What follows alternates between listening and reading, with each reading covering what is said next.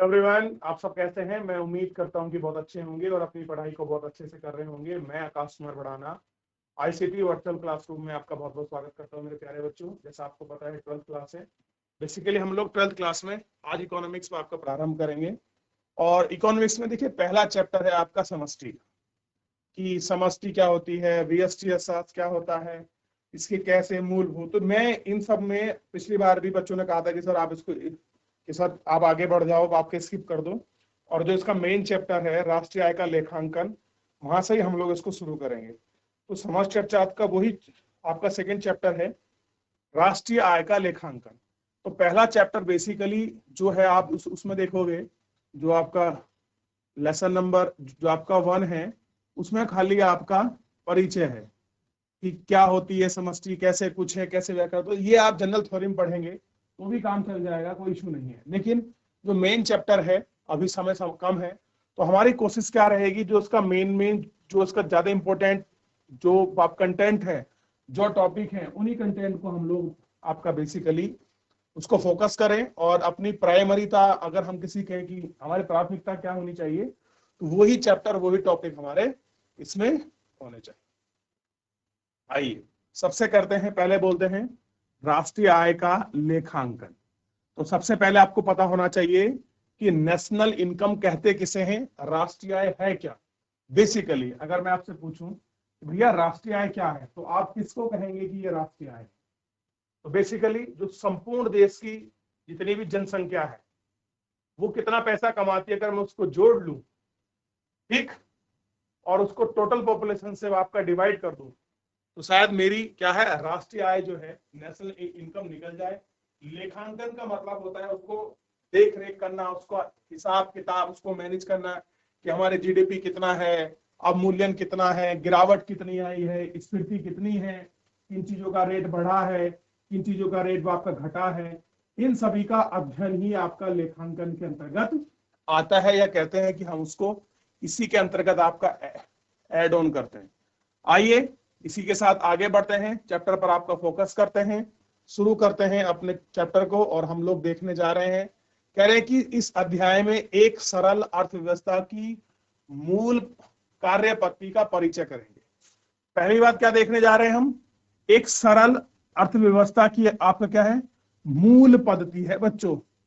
इसी पद्धति का हम लोग आपका परिचय करेंगे। पैटर्न कैसा है, ये मूल रूप है। इस अध्याय में खंड 2.1 में हम कुछ प्रारंभिक विचारों का उल्लेख किया है जिनके साथ हम कार्य करेंगे। और खंड 2.2 में हम वार्तुलित पथ यानी कि अर्थव्यवस्था के क्षेत्र से गुजरने वाली संपूर्ण अर्थव्यवस्था की समस्त आय हम कैसे आकलन कर सकते हैं, इसका वर्णन किया गया है। इसी खंड में राष्ट्रीय आय की गणना 3 विधि का उल्लेख है। यानी कि अगर बेसिकली हम लोग ज्ञात करें कि जो हम लोग आपका नेशनल जो इनकम है, जो हमारी राष्ट्रीय आय है, अगर हम उसकी गणना का मतलब होता है काउंटिंग करें, तो हमारे सामने 3 विधि आएंगी। 3 विधि ऐसी हैं जिनके माध्यम से हम क्या कर सकते हैं, आपका राष्ट्रीय आय को ज्ञात कर सकते। मैं आपसे पूछूं कौन सी हो सकती है वो 3 विधियां राष्ट्रीय आय की, आप मुझे बताइए मेरे प्यारे बच्चों। चलिए सबसे पहले एक एक करके जो हमारी विधियां हैं उनको हम पढ़ेंगे और उन पर ही अपना विचार करेंगे कि हमारी नेशनल इनकम क्या है, कैसे उसका ऑडिट किया जाता है। आइए कह रहे हैं सबसे पहले है हमारी इसमें उत्पाद विधि, दूसरी है व्यय विधि, यानी कितना हमने चीजों का उत्पादन किया उसके आधार पर कितना हमने खर्च किया, और तीसरा है आय, कितना हमारे पास पैसा है। ये 3 विधि हैं जिनके आधार पर हम लोग ज्ञात करते हैं। 2, 3 और 1।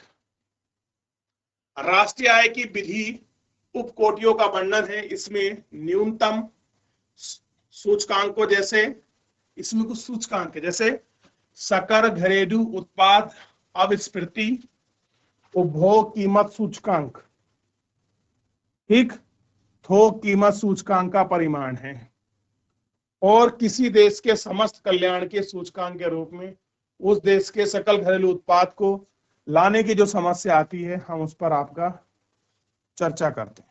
ठीक, उसी को हम लोग आपका देखते हैं। अगला है, इसी में हम अब मेन कंटेंट है समष्टि अर्थशास्त्रों की कुछ मूलभूत संकल्पनाएं। ठीक है, कुछ मूलभूत संकल्पनाएं, जैसे आधुनिक अर्थशास्त्र को एक विषय के रूप में स्थापित किया गया है कि जो मॉडर्न इकोनॉमिक्स है वो क्या है, एक सब्जेक्टिव रूप में हम लोग बेसिकली पढ़ते हैं। और अर्थशास्त्रियों में सबसे पहला नाम आता है एडम स्मिथ का। अपनी बुक इन्होंने लिखी है the equity of the nature Kanjar of the health wealth of nation. क्या है ये, एक इनकी बुक है। इसी में सबसे पहले आपको अर्थशास्त्र के विषय की जो जानकारी है वो आपको मिलेगी। ठीक है, और किसी राष्ट्र की आर्थिक संपत्ति का सृजन कैसे होता है, संपत्ति सृजन का मतलब है आपकी पैदा कैसे होती है। किसी देश की अगर कोई आर्थिक संपत्ति है वो पैदा कैसे होती है, किस चीज के फैक्टर हैं उसमें। कोई देश अमीर या गरीब कैसे होता है, आप देखते हैं बहुत कंट्री आपकी रिच हैं, बहुत कंट्री आपकी पुअर हैं। तो कोई कंट्री रिच या पुअर कैसे होती है। अर्थशास्त्र के कुछ केंद्रीय प्रश्न है, केंद्र का मतलब होता है सेंट्रल के जो मेन कोर के कुछ क्वेश्चन है, उन्हीं पर हम लोग क्या करेंगे, विचार करेंगे।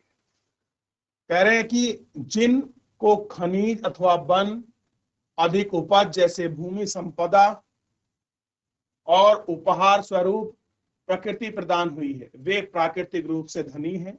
वास्तव में संसाधन संपन्न अफ्रीका लैटिन अमेरिका के कुछ देश हैं, जबकि अनेक समृद्ध देश के पास कोई प्राकृतिक संपदा नहीं है। एक समय था जब प्राकृतिक संसाधनों के कब्जे में आपका महत्वपूर्ण माना जाता था। कह रहे कि एक समय था जब कि जिनके पास वो आपका रिसोर्सेज हैं, अगर किसी के पास कोई कंट्री है, अगर उसके पास आपका नेचुरल आपका रिसोर्सेज हैं और उसका उस पर कब्जा है तो ज्यादा महत्वपूर्ण माना जाता है। लेकिन अब उत्पादन आपका प्रक्रम द्वारा ही संसाधनों का रूपांतरण होता है। भले ही आपके पास नेचुरल रिसोर्सेज हो, नेचुरल चीजें हो, एक समय था जब आपकी वैल्यू थी। अगर आपके पास नेचुरल रिसोर्सेज हैं और आप उनको फिल्टर करके या उनको प्रोसेस करके कोई नया प्रोडक्शन आप नहीं करते, तब तक ये चीजें आपकी सही रूप में आपको दिखती नहीं। आर्थिक संपत्ति अथवा किसी देश के धनी होने के पास केवल संसाधनों का होना ही आवश्यक नहीं है। मान लीजिए अगर कोई देश है और वो देश वो आपका रिच है, तो आप रिच होने के लिए आप केवल ये नहीं कह सकते कि उसका रिच होना ही आवश्यक है, संसाधन होंगे तो ही मालदार होगा, अमीर होगा, नहीं। मुख्य बात यह है कि इन संसाधनों का उपयोग कैसे किया जाए। ठीक, उत्पादन का प्रवाह उत्पादन हो तो उस प्रक्रम में कैसे आए, संपत्ति का सृजन कैसे किया जाए। और कह रहे हैं जो संपत्ति है इसका सृजन कैसे किया जाए, ये सारी चीजें हमें इसमें कह रहे। आइए अब उत्पादन के इस प्रभाव पर विचार करें। उत्पादन के इस प्रभाव की उत्पत्ति कैसे हुई, आखिर में इसका उत्पन्न कैसे हुआ, उत्पत्ति क्या थी। उत्पन्न के प्रभाव का सर्जन करने के लिए अपनी ऊर्जाओं को सामाजिक और तकनीकी ढांचे के अंतर्गत प्राकृतिक और मानवीय निर्मित वातावरण को एक साथ लाएं। हमारी आधुनिक व्यवस्था में उत्पादन के प्रभाव में लाखों छोटी मोटे उद्यम द्वारा वस्तुओं का उत्पादन से है। इसमें बड़ी संख्या को लोगों को नियोजित करने, बड़े बड़े नियमों को लेकर उद्यमी व्यवसायी शामिल हैं। कैसे हैं, बड़े बड़े जो उद्यमी हैं, बड़े बड़े जो व्यवसायी हैं, वो सारी चीजों को इसमें शामिल किया गया है। लेकिन उत्पादन के बाद वस्तुओं का क्या होगा। अगर आपने किसी चीज का प्रोडक्शन कर लिया, फिर क्या करोगे, वस्तु के उत्पादन के आने वाले निर्गत को, यानी निर्गत का मतलब है आउटपुट से, निर्गत को बेचने की प्रवृत्ति होती है। इसलिए पिन और बटन जैसे लघुत्तम मदों का मतलब है वस्तुएं, जैसे वायुयान, ऑटोमोबाइल, आपकी बड़ी मशीनरी, कोई विक्रय योग्य सेवा, डॉक्टर, वकील, ये सब वित्तीय सलाहकार, ये सभी वस्तु और सेवा का उत्पादन उपभोग को बेचने के लिए किया जाता है। उपभोक्ता कोई भी व्यक्ति हो सकता है, यानी कि जो उसको उपभोक्ता है कोई आपका व्यक्ति हो सकता है, कोई उद्यम वाला हो सकता है, अथवा क्रय की जाने वाली वस्तु सेवा समिति के रूप में अग्रिम उत्पादन में उपयुक्त हो सकती है। इन सब का उत्पादन के लिए अक्सर विशेष वस्तुओं को विशेषता खो देती है। उत्पादन प्रक्रिया द्वारा किसी वस्तु के रूप में परिवर्तित हो जाता है। कपास उत्पादन, धान, ये सब मिलने से कपास बेचते हैं, जहां कपास के धागे तैयार होते हैं। इन धागों को कपड़ों के मिलने का क्रय किया जाता है, जहां आप कह रहे हैं उत्पादन प्रक्रम स्वरूप होते हैं। इन कपड़े के उत्पादन प्रक्रम को पहनने योग्य रूपांतरण किया जाता है। अब कोई आपका धागा मील बना रहा है, मान लीजिए कोई मील है और वो मील आपका कपास से उन्हें धागा बनाया, अब धागे से वो क्या बनाएगा, वो आपका कपड़ा बनाएगा और उसी कपड़े को उसने बेचा है।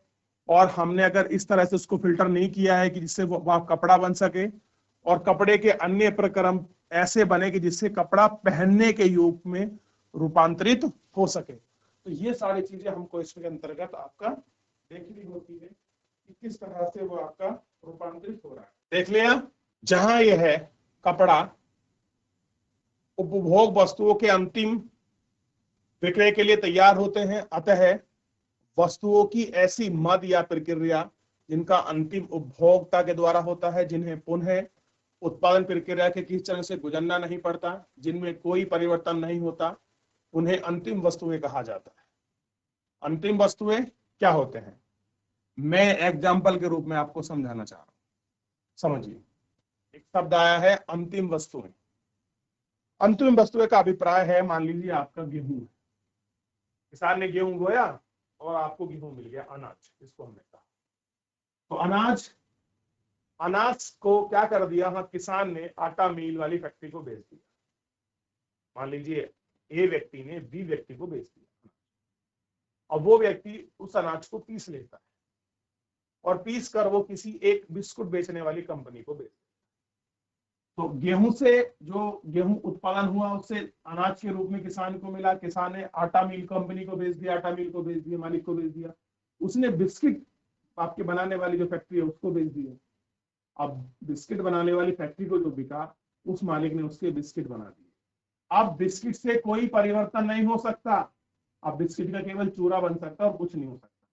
तो यही कहना कर रहा है कि जिन का अंतिम उपभोक्ताओं के द्वारा अथवा पुनः प्रक्रम किसी चरण से गुजरना ना पड़े, यानी कि अगर बिस्कुट बन गया, बिस्कुट के बाद कुछ नहीं बन सकता, जिनमें कोई परिवर्तन नहीं होता है, उन्हें क्या कहते हैं, उन्हें ही अंतिम वस्तुएं कहा जाता है।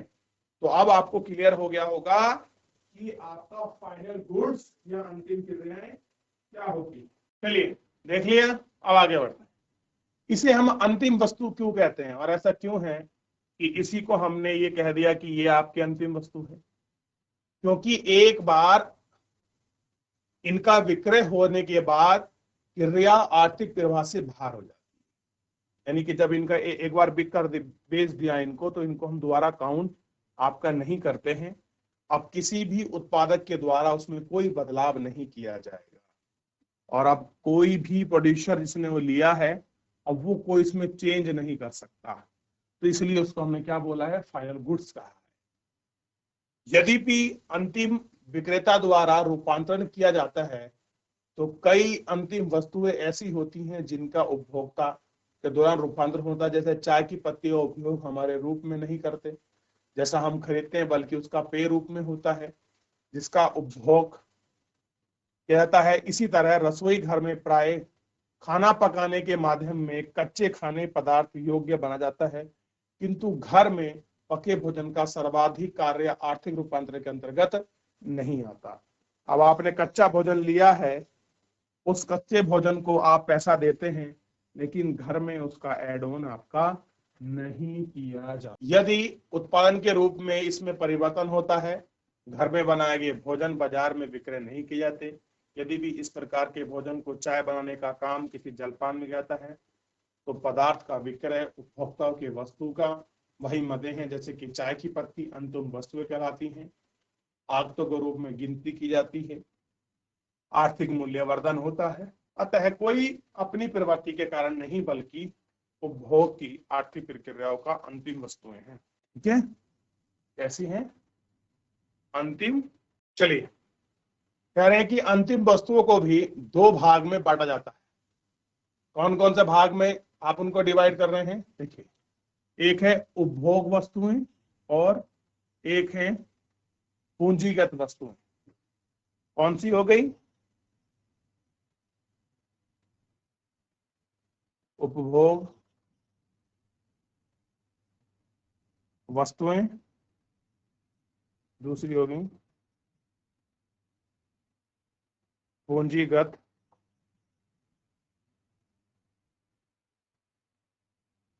वस्तुएं। आहार और वस्त्र जैसी वस्तुएं एवं मनोरंजन जैसी सेवाओं में भी उन्हीं के समय में है जब अंतिम वस्तुओं के द्वारा उनमें क्रय किया जाता है, तो इन्हीं उपभोक्ता वस्तुओं कहते हैं। इसमें सेवा भी सम्मिलित है, किंतु सर्वाधिक दृष्टि से हम उन्हें उपभोक्ता वस्तुएं कहते हैं। क्या बोलते हैं? उपभोक्ता जो वस्तु है वो कहते हैं।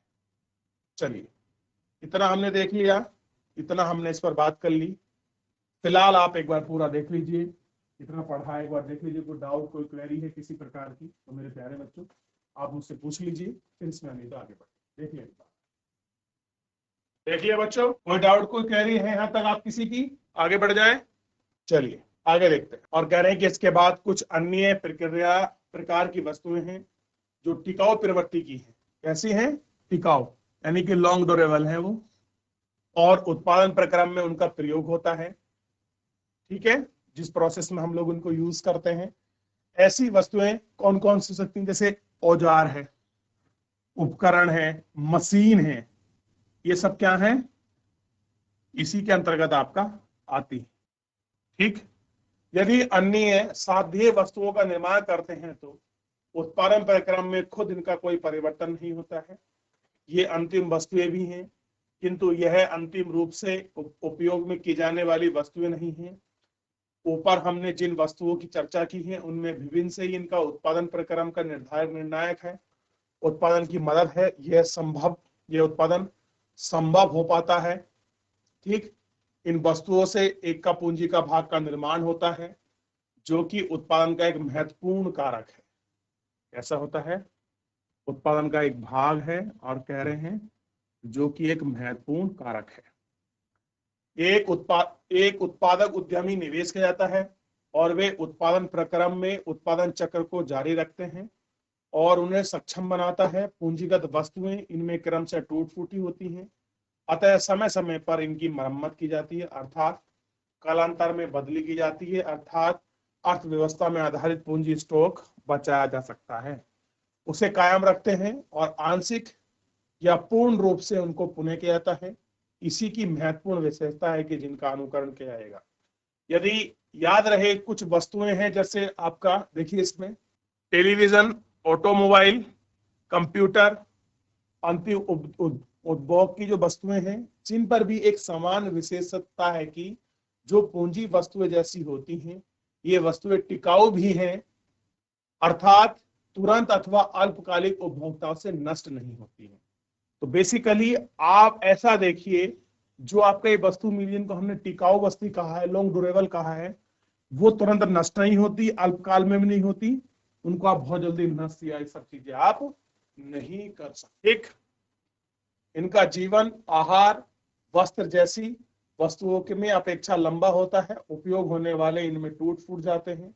मरम्मत अथवा पुर्जों के बदले में मशीन की तरह ही इनकी सुरक्षा, रख रखाव, पुनर्किरण आवश्यक होता है। इसलिए इन वस्तुओं को सुरक्षा और टिकाऊ उपभोग कहते हैं। ठीक, आगे देखिए, आता है किसी वस्तु में एक दी हुई कालावधि में उत्पादित सारी अंतिम वस्तु और सेवाओं के विचार में हम ठीक के रूप में होती हैं। पूंजीगत वस्तुओं को अंतिम प्रभाव के रूप में उन्हें परिवर्तित होता है।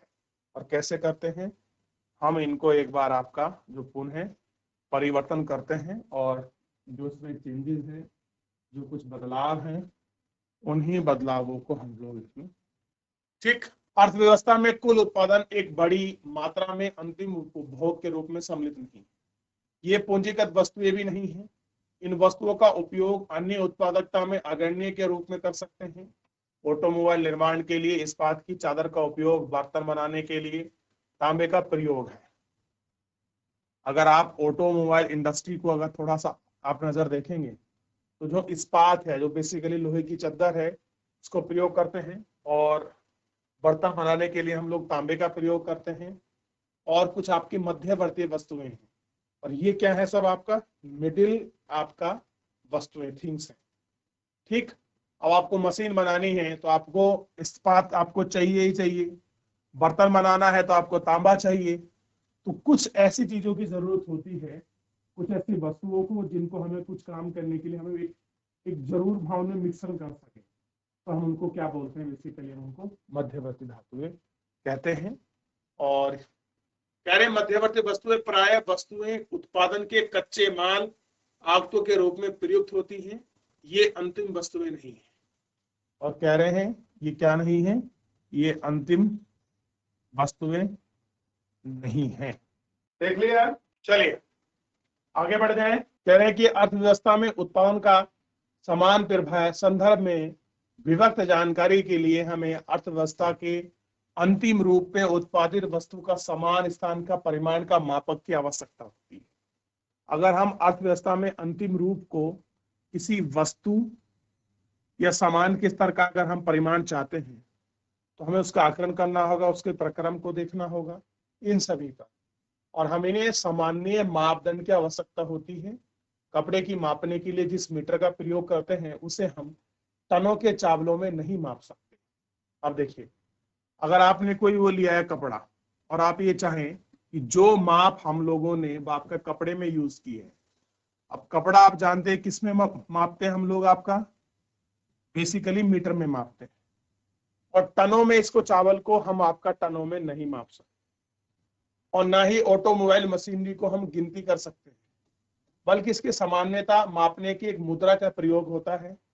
जैसे आप कहते हैं कि इस वस्तु में प्रत्येक उत्पादन का उद्देश्य कहता है विभिन्न वस्तुओं के मौद्रिक मूल्य के रूप में, कह रहे हैं कि वस्तुओं के मौद्रिक मूल्य के रूप में कुल मूल्य अंतरिम मात्रा से प्राप्त होता है। लेकिन हम अंतिम वस्तुओं का मूल्यांकन क्यों करते हैं, कि हम लोग फाइनल गुड्स को ही क्यों ऐड करते हैं? देखिए, लेकिन केवल अंतिम वस्तुओं का मूल्यांकन क्यों करते हैं? निश्चित रूप से मध्यवर्ती वस्तुएं किसी भी उत्पादन प्रक्रम में महत्वपूर्ण आगत हैं, इसलिए उत्पादन में मानव शक्ति पूंजी को ही एक महत्वपूर्ण समझा या भाग माना गया है।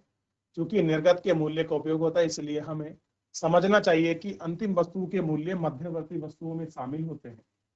क्या कह रहे हैं कि अंतिम वस्तुओं के मूल्य भी किस में शामिल है? मध्यवर्ती में। मध्यवर्ती में भी क्या है, आपका अंतिम मूल्य का रेट शामिल है। अलग से उनकी गणना करके दोबारा गणना करने से बचा जाता है। अब आप उनको द्वारा गणना करने से बच सकते हैं, जबकि मध्यवर्ती वस्तुओं पर विचार करने से कुल आर्थिक क्रियाकलाप का पूरा विवरण प्राप्त हो सकता है, फिर भी उनकी गणना हमारी आर्थिक क्रियाकलाप की अंतिम मूल्य अतिशयोक्तिपूर्ण है। अगर हम उसको द्वारा करते हैं तो ये अतिशयोक्ति हो, जैसे एक चीज को बार बार आपको बढ़ा चढ़ा कर दिखा है। अगर हम एक ही वस्तु को दो बार काउंट करेंगे तो कैसे दिखा रहे हैं, उनको बढ़ा चढ़ाकर उनको दिखाने की हमने कोशिश की है। तो कह रहे हैं कि इस तरह के स्टॉक और प्रवाह की संकल्पना की परिचय करना महत्वपूर्ण है।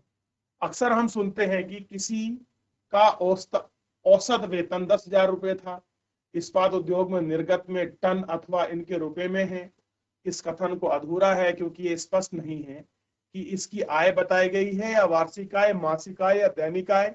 इसका ऐसा है कि बड़ी विभिन्नता उत्पन्न करती है। कभी कभी संदर्भ परिचित होंगे और कल्पना कर सकते हैं कि काल अवधि क्या है, इसका उल्लेख नहीं है, किंतु अंतर्निहित निश्चित समय अवधि है और निश्चित कथन निहितार्थ है। अब देखिए क्या चीज क्लियर कर रहा है, कह दिया कि आपका किसी व्यक्ति का औसत वेतन आपका 10,000 रुपए, ये स्पष्ट ही नहीं करा उसका वार्षिक वेतन है, मासिक है, दैनिक है, क्या परिचय है, क्या उसकी समय अवधि है, इसका कोई भी सर्टेनिटी हमारे पास नहीं है। तो हम उसको कैसे एक्सप्लेन कर सकते हैं, कैसे आपको बता सकते हैं ये चीजें बात किस तरह से होंगी? क्लियर है? ये हमारे लिए बड़ा महत्वपूर्ण, बड़ा इंपॉर्टेंट आपका बन जाता है, जिनको हमको थोड़ा सा गौर भी आपका करना चाहिए, थोड़ा सा हमको देखना भी चाहिए। ठीक, अब कह रहे हैं आता है आय अथवा निर्गत अथवा लाभ ऐसी संकल्पना है जिससे तभी अर्थ निकलता है जब निर्धारित हो। इनको प्रवाह करते हैं क्योंकि ऐसी समय अवधि होती है जिनमें केवल परिमाण तक के रूप में ही समय अवधि में अंकित करनी पड़ती है। क्योंकि किसी अर्थव्यवस्था का अधिकांश लेखन कार्य वार्षिक होते हैं, इसलिए उनमें अधिकांश को वर्षा के रूप में अभिव्यक्त किया जाता है। जैसे वार्षिक लाभ उत्पादन प्रवाह की एक समय अवधि में परिभाषित किया जाना।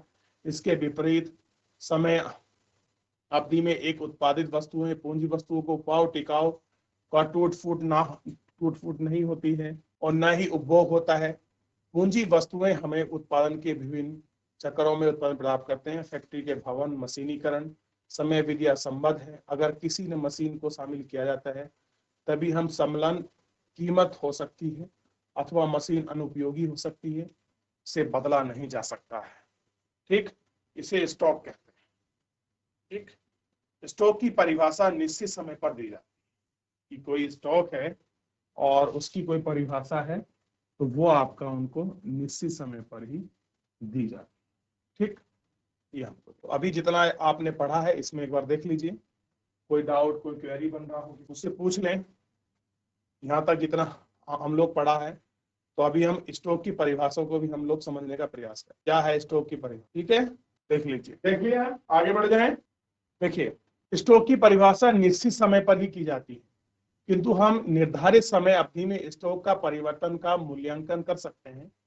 इस वर्ष कितनी मशीनें शामिल की गई थी, स्टॉक में किस प्रकार का परिवर्तन बाप का प्रवाह है, ये भी हम लोग बाप का देख सकते हैं कि कैसा परिवर्तन बाप का प्रवाह है। ठीक है, जिनका मूल्यांकन एक निर्दिष्ट समय अवधि में किया जाता है। कोई खास मशीन जो टूट फूट जाए पूंजी अवधि का हिस्सा हो सकती है, मशीनरी स्टॉक में शामिल कर सकते हैं, उनका प्रवाह एक वर्ष का हो सकती है। ये सारी चीजें हैं जो हम लोग इसके अंतर्गत आपका देखते हैं या कह सकते हैं उनको काउंट करते हैं कि एक वर्ष में उसमें क्या हिस्सा है। ठीक, स्टॉक परिवर्तों और प्रवाह परिवर्तों के बीच अंतर को समझने के लिए मान लीजिए एक नकल से एक खोज भरा है। ठीक, एक नल से क्या भर दिया गया है, एक खोज भर दिया गया। खोज मतलब होता है टैंक। बेसिकली क्या कह रहे हैं, एक नल से हमने बेसिकली एक टैंक भर दिया गया है। ठीक, नल प्रति मिनट जितना पानी होश से भरता है उसका प्रवाह टंकी से किसी एक विशेष में उपलब्ध होता है, वही स्टॉक की संकल्पना। कैसी है स्टॉक की संकल्पना कि जितना पानी टंकी के किसी समय विशेष में उपलब्ध हो, उसी को हम लोग ये सारी चीजें बोलते हैं। क्लियर है, ध्यान रहेगा इतना मेरे प्यारे बच्चों। चलिए, तो यहाँ तक किसी कोई डाउट कोई क्वेरी कोई क्वेश्चन हो आपका किसी बच्चे का किसी भी स्कूल से, आप मुझसे पूछ लीजिए। कोई डाउट कोई क्वेरी नहीं है तो मेरे प्यारे बच्चों फिलहाल आज के इस लेक्चर में इतना ही। मिलते हैं नेक्स्ट लेक्चर में, तब तक अपना ध्यान रखिए, स्वस्थ रहिए और अपनी पढ़ाई को बहुत अच्छे से करते रहिए। मुझसे जुड़ने के लिए आपका बहुत बहुत धन्यवाद।